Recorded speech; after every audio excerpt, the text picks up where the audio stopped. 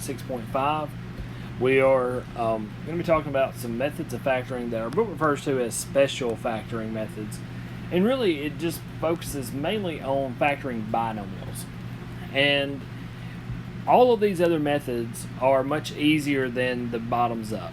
So bottoms up is by far the longest method of factoring that we have. Factoring binomials is pretty simple for the most part. There is one other little way to factor trinomials that is primarily a shortcut that we'll talk about in a few minutes as well.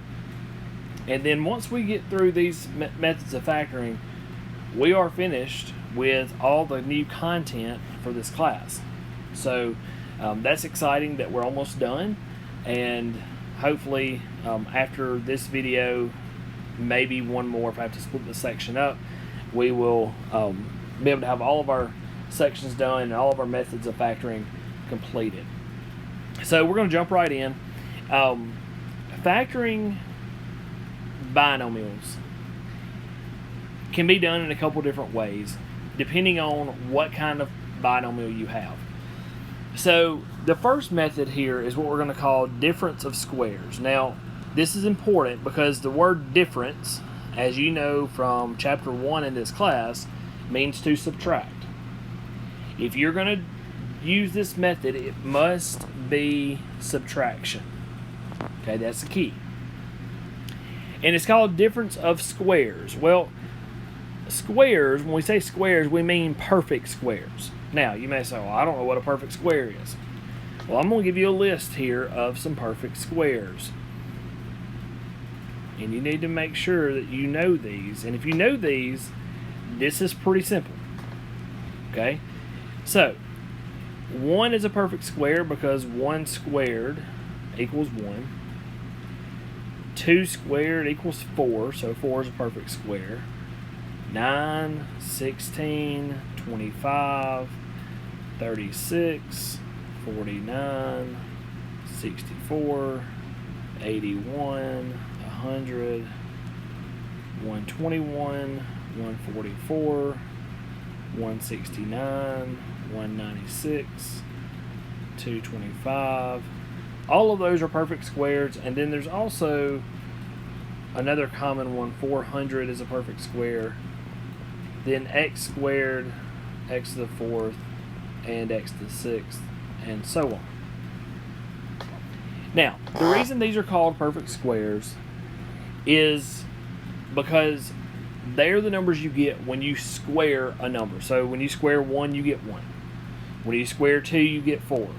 When you square 3, you get 9. When you square 4, you get 16, and so on.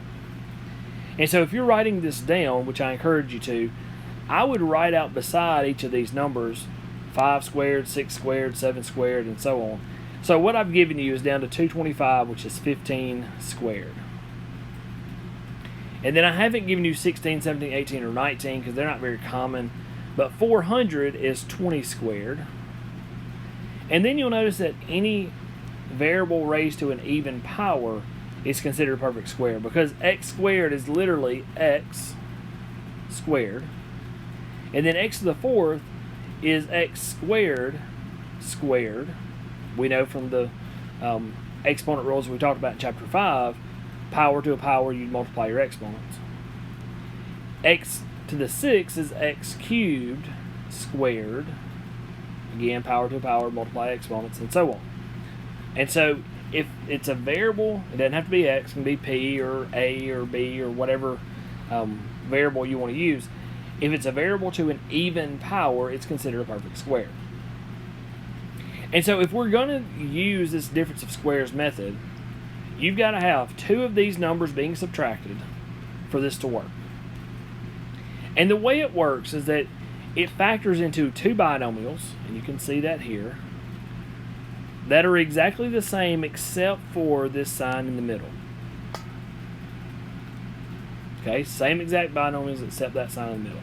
So, for example, on the first one we have p squared minus 100. Well, first of all, p squared is a perfect square, right? We see the variable squared here in our chart. And then also 100 is in our chart. And so this is a difference of 2 squares. And so the way it's going to factor is into two binomials where one's plus and one's minus, and it doesn't matter which is which. And the first term is whatever would multiply times itself twice to give us p squared. Well, p times p is p squared. And then the second number is whatever would multiply times itself twice to give us the 100. Well, if you've written over here that 100 is 10 squared, then you know that it's 10 times 10, and so 10 must be this number. And then that's all there is. That's all you can do. And so there's your factored form. Now, we haven't talked about square roots, so I hate to use that term in this class, but if you're familiar with square roots, to fill in the parentheses, your terms are the square roots of those numbers in the binomial. So the square root of p squared is p, and the square root of 100 is 10, and that's where those numbers come from. Again, I'm not assuming you know that, but if you do happen to know that, that's where those numbers came from. Now, look at the next one. This one, we do have a common factor. So just like all the other methods of factoring, we always want to look for that common factor first. Here we do have one, and so we'll factor the 2 out. And it leaves us with x squared minus 9. And again, that binomial is a difference of squares. X squared is in the chart, 9 is in the chart, and so it can be factored. Remember, you got to bring down the 2. It is part of our answer. And so when we do the difference of squares, we're going to factor that into two binomials with opposite signs. The first term is whatever multiplies times itself to give us x squared, which is x times x. And then the second term is what multiplies times itself to give us 9. Hopefully you know that's 3 times 3. And again, there's the final answer. So not a whole lot to that. Now, the one thing I will caution you on is as you do this, after you have factored the first time, if you can factor again, if you happen to have another binomial that's a difference of squares, then you have to continue to factor. Okay, that doesn't happen a lot, but it does happen occasionally. And so you want to look for that before you say, okay, I'm done. Look at it and see, can I factor anymore? In this case, you cannot, and so we have our final answer. Now, look at the third one. Notice it is a difference of squares also. 9a squared, so 9 and a squared both are in the chart. 16 and b squared both are in the chart. And so it is a difference of squares. Now, to be a difference of squares, the whole term has to be a perfect square for both terms. If it were just an a and not an a squared, or just a b instead of a b squared, then you wouldn't be able to do this. But in this case, because you do have every bit of that as perfect squares, then it can factor pretty easily. And so again, it's going to factor into these two binomials. One's plus, one's minus. The first term is whatever multiplies times itself to give us 9a squared. Well, you know that the number that multiplies to give us 9 is 3 times 3. And the number to multiply to give us a squared would be a times a. So 3a has to be the first term. Same thing with the second term. 4 would multiply to give us 4 times 4 would give us 16. And b times b would give us b squared. And so 4b must be that last term. And again, there's the final answer. If you have any questions about those, let me know. I'll be glad to answer any questions you have. Now, let's try a few more. Again, hopefully you think this is a pretty easy method. And I always say, if you can recognize those perfect squares, this is very, very simple. And I don't like to say things are simple because it maybe is to me and not to you. But this is really a one-step process if you know the perfect squares. So again, on this next one, we don't have a common factor, but we do have perfect squares. 49x squared is a perfect square, and 25 is a perfect square. And so when we factor it again, we're going to have these two binomials, one's plus, one's minus. What's the first term? Well, hopefully you say 7x, because 7x times 7x is 49x squared. What's the second term? Well, I hope you're saying 5, because 5 times 5 is 25. And then again, neither of those factor again, so we're finished. Now, I will point out to you, in chapter 5, when we multiplied, we had a shortcut for multiplying a sum and a difference of the same two terms.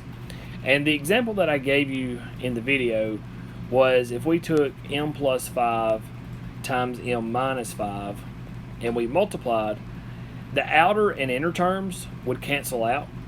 And so we said, well, really all you have to do is multiply your first and last, and so you'd have m squared minus 25. Every time we did that, our answer was a difference of squares. If you go back to that video where you've taken your notes from chapter 5 and you look at that, each of those problems where we use that shortcut, every time your answer was a difference of squares. Well, now we're taking that difference of squares and breaking it back apart. Okay, so just wanted to kind of make that connection for you with something we've already done. Now, continue on to the next one. You'll notice that you don't have perfect squares, but you do have a greatest common factor. 2 goes into both terms. And so if you factor a 2 out, you're going to have 25r squared minus 16.